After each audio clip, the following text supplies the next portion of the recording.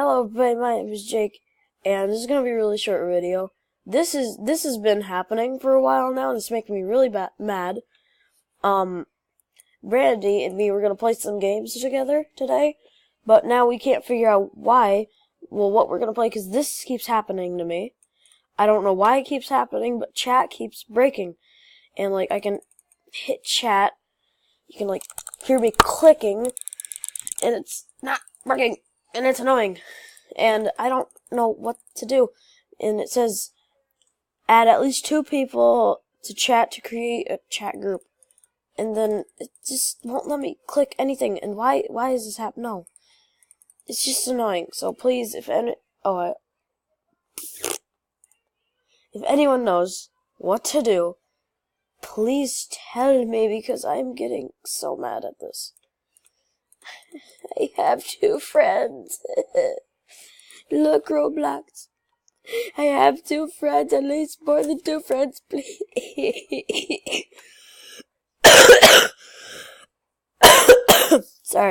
I'm sorry, I still have my cough. Anyway, if anyone knows, please tell me. It says up here that I can go to settings, and then privacy, and look, but default still doesn't work.